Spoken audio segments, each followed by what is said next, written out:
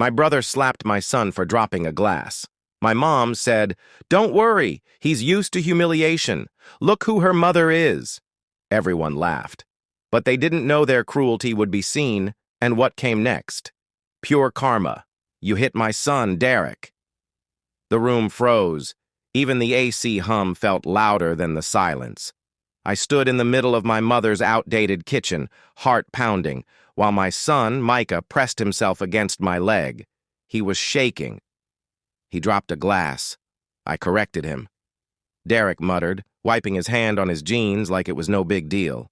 "You slapped him," I said again, more to remind myself that this wasn't a nightmare.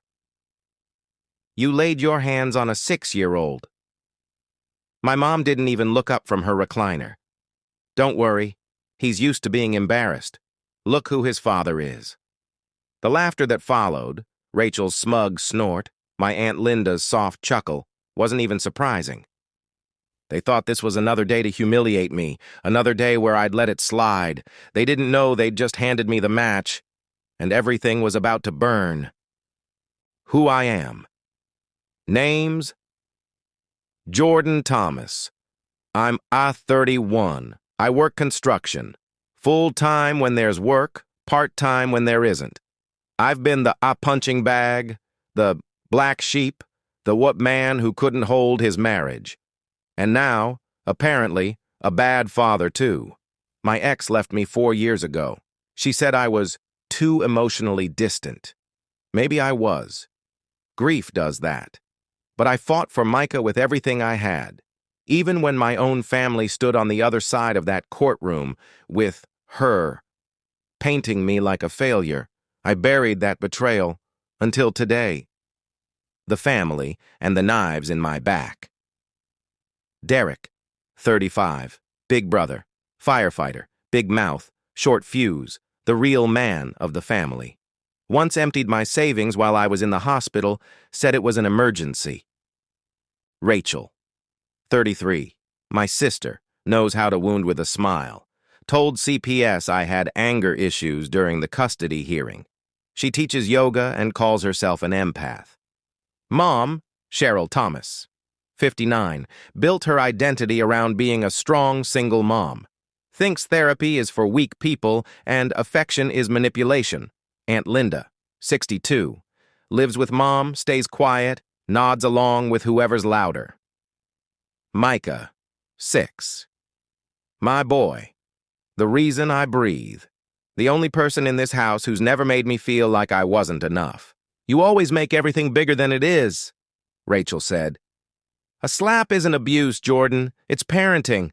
I clenched my fists. "Not your kid, not your call." Derek smirked, arms crossed. "You're raising him soft. That's why he cries over every little thing. He needs to toughen up, like we did." "Like we did?" I scoffed. "You mean getting shoved into closets when we cried? Being called weak for showing emotion? That kind of tough?" Mom clicked her tongue. "We did what we had to. Life isn't therapy, Jordan. Maybe if you weren't so sensitive, your wife wouldn't have walked." That hit, but not the way they wanted it to. I looked at Micah. He was staring at the broken glass on the floor like it was his fault the whole house had cracked. "You all sat in court and backed her," I said, my voice low. "Said I was unfit, that I had anger issues. Funny how no one mentioned Derek punching walls, or Mom screaming at Dad till he left." Rachel scoffed. "That was years ago. Get over it." Micah's cheek is red. "That was 2 minutes ago. Should I get over that too?" Mom stood up now. "We are done talking about this." "No," I said. "We're just getting started." I haven't told many people this. 3 years ago, I was in a bad place. I didn't eat. I didn't sleep. I thought about driving into a tree more than once. When I finally reached out for help, I asked Rachel if she'd drive me to therapy. She said, "You need to be a father first, not a patient." Mom said, If word gets out you're in therapy, she'll take Micah away from you.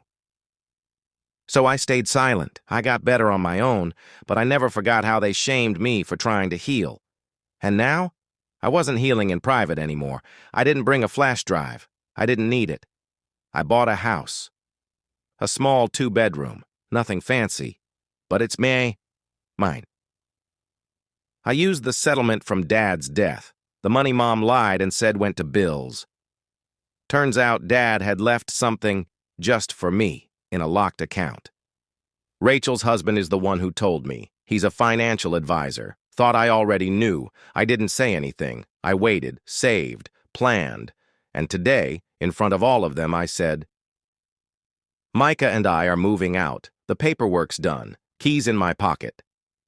What do you mean you bought a house? Mom snapped, I mean we're done here. After everything we've done for you, after everything you did to me. Rachel was pacing. So you just, what, leave after stirring all this up? No, I said. I'm giving you all what you gave me. Silence, distance, nothing. Derek knocked a chair over and stormed out. Mom stared at me like I was a stranger.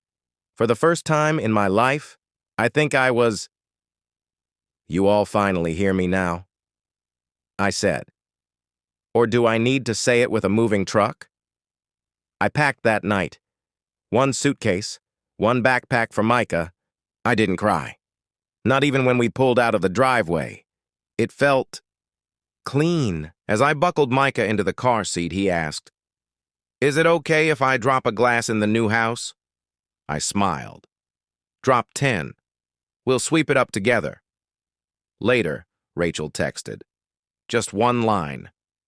I'm sorry. I didn't realize. I didn't reply, but I felt something shift. Maybe this is what forgiveness looks like. Not for them, but for me. The house isn't perfect. The floors creak. The heater's moody, but it's peaceful. Micah sleeps sounder here. I cook more, laugh more, breathe more. Some wounds are still there. I won't pretend I've healed. But now the pain is mine to manage, not theirs to weaponize. And maybe, just maybe, one day I'll let Rachel back in. If she shows up with truth, not pity. Until then. I wake up every morning, look in the mirror, and think, they thought I'd just take it. But I didn't. I took myself back.